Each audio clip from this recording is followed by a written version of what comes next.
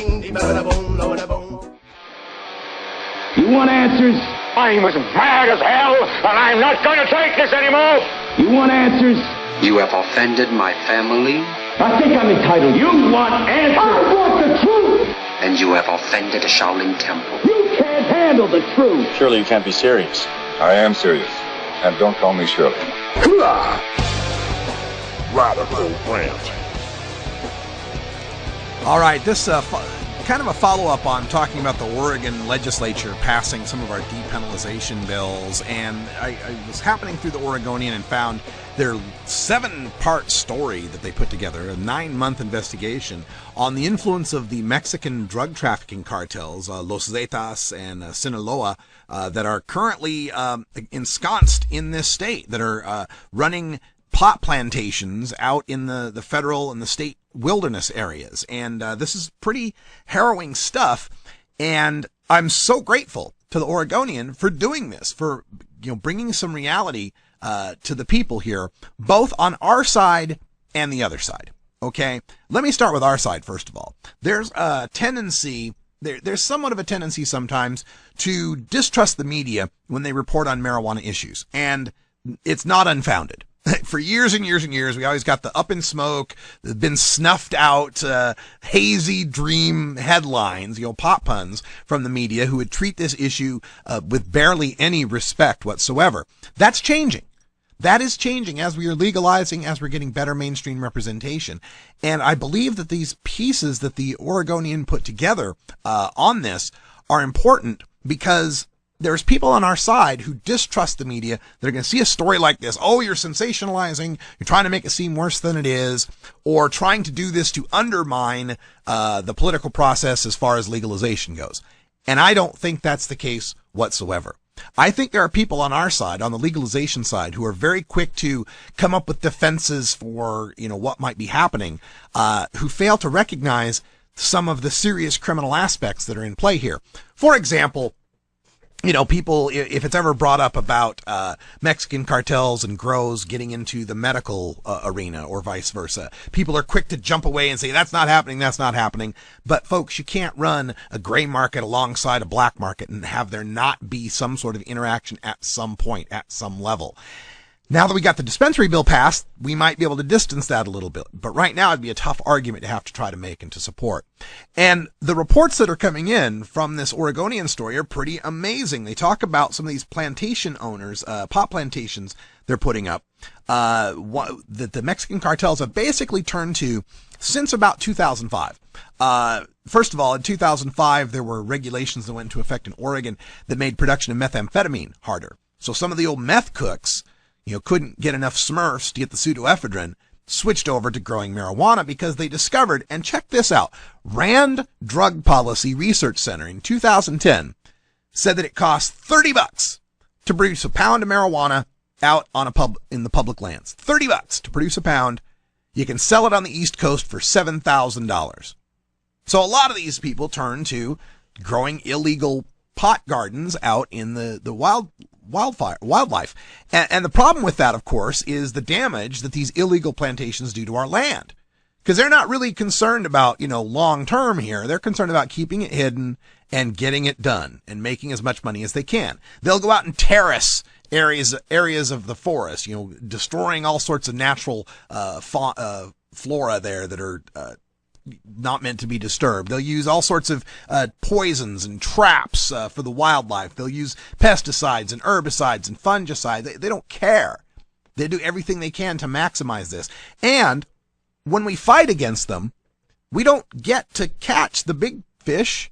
We catch the Mexican immigrant that they put on that land, paid him, $1,600 to camp in a treehouse, live off a Coleman stove.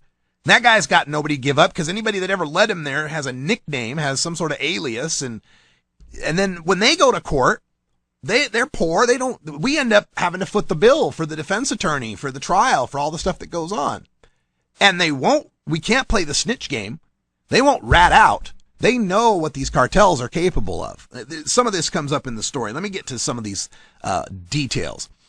In 2006, a federal biologist surveying spotted owls found 30,000 pot plants as he's out there traipsing through the wilderness.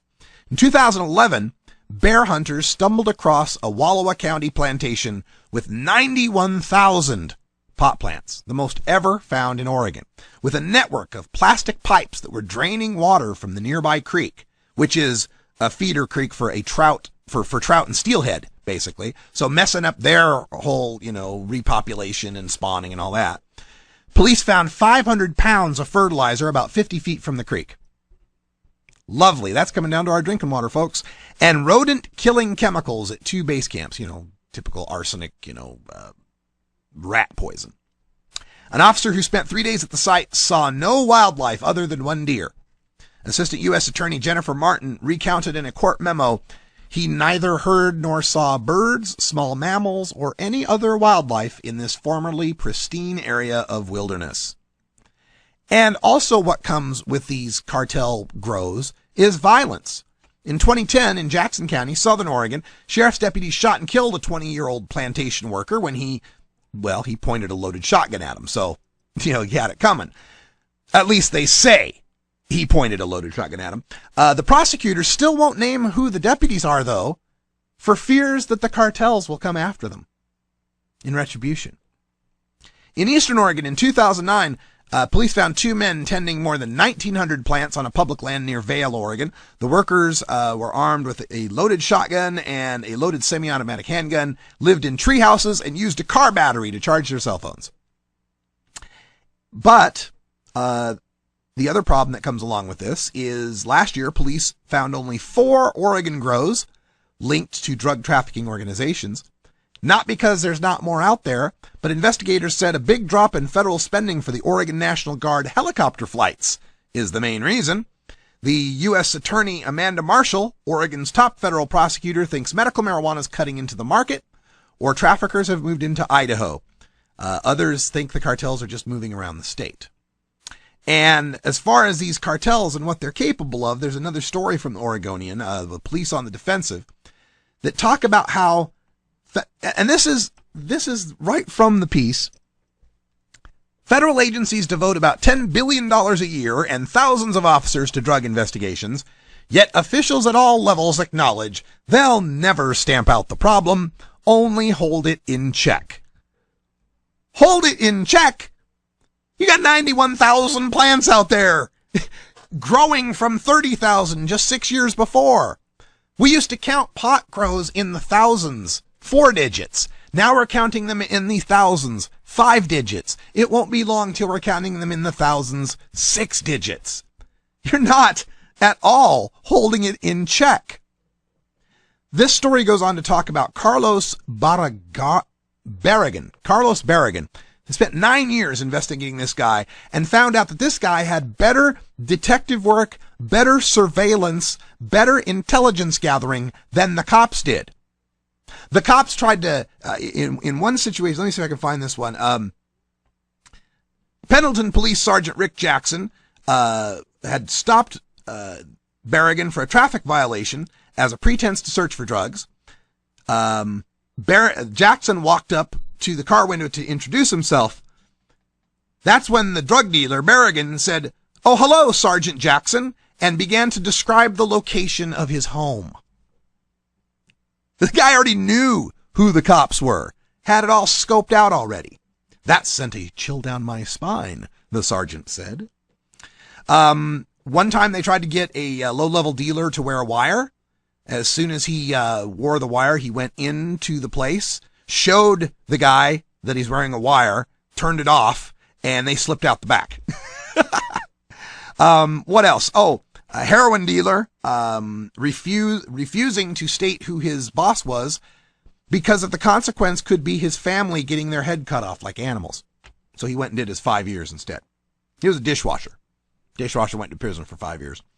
The DEA spends $2.8 billion a year to work on this in the U.S. and 67 other countries. No one tracks how much the whole state of Oregon is spending, but the Oregon State Police are spending $5 million a year. And there's task forces in Oregon that are sharing $1.3 million in federal grants to go after these traffickers. But increasingly, these traffickers are, again, they're operating out in the hinterlands. And this isn't the Portland Police Bureau that gets to deal with it with their multi-million-dollar crime lab. It's freaking Canby. It's, Malala. It's way the hell out there in Burns. And these rural police departments are overwhelmed trying to deal with the sophistication these guys have. These traffickers have enough money to have their own, infrared scopes, to hire people to trail the cops themselves, find out where they live, find out what all of their unmarked vehicles look like. Took 9 years to take this one guy down. Wiretapping. You want to wiretap these guys, costs $20,000 a month. You want to get a wiretap, takes about 100 pages of evidence. And then, even if you do get the wiretap, they got so much intelligence going on that they've got somebody informing them that they're being wiretapped, and they just switch phones. And then they got to start the process all over again. And no matter what they do, they take one guy down, and immediately somebody else pops up and supplies the market. They talk about meth in Northeast Oregon for a while because they took down this guy, right? They took Berrigan down. They finally got him arrested. Meth was tight for a short time. But within weeks, police said new dealers stepped in. And this is Darren Tweet, the chief counsel for the state's criminal justice division, says, quote, "They're like weeds. Work by police merely disrupts the supply. That's the best we can hope for in law enforcement." Yes, completely agreed. That's the best you can hope for because you cannot eliminate the law of supply and demand. People want marijuana. They like it. They want to smoke it. Someone will step in to supply that demand. Now, we can talk about the medical issue as a separate issue, and getting the dispensaries and the growers regulated is a beautiful thing. But keep in mind, that's 1 out of 10 smokers in Oregon. 1 out of 10 people that uses marijuana in Oregon has a medical marijuana card as a patient. The rest of them do not. And this market will continue, especially as legalization begins to unfold in Washington state. You cannot stop this through law enforcement. You can only hope to have better control of it through regulation. All we have done through prohibition is manage to abdicate the control of these markets, of this growing, to people who don't follow rules, who don't follow regulations, and the only way to take the criminals out is through the free market mechanisms, is through making it unprofitable for them to be able to compete with regulated growers. And yet, when we talk medical marijuana, they're always going about it backwards. They're talking about in these dispensary states how they have to make sure that the price is high enough so that it won't get diverted. High enough so that people won't come in and buy their medical and then go out and sell it to the recreational market. That's exactly the opposite way of dealing with this. We should be working to make marijuana safe, accessible, and so reasonably priced that the only decent option is to grow your own or get it at one of the regulated markets. That's the only way this ever begins to make any sense. Well, that's about all the time we got here for today, but thanks for joining us. It's great to be back after our vacation. Coming on tomorrow's show, we've got Odella, the clothing and apparel manufacturers. We'll be talking to them on the show. Also, we will be going out to see Doug Fine, the author of Too High to Fail, at Powell's Books tomorrow evening. Going to try to get him on the phone tomorrow afternoon, if possible. Still got my feelers out on that one. We'll see how that turns out. All sorts of stuff coming out in the rest of the week as well. And keep your fingers crossed. I might, maybe, be flying to Denver this weekend for the 710 Cup to bring you video and reports from the first all-oil concentrates cup in America. We'll see. Still trying to get that sponsor. We'll see. And possibly next week, shows from Boise, Idaho. Might visit with Lindsay Reinhardt, talk to her about The View and other topics.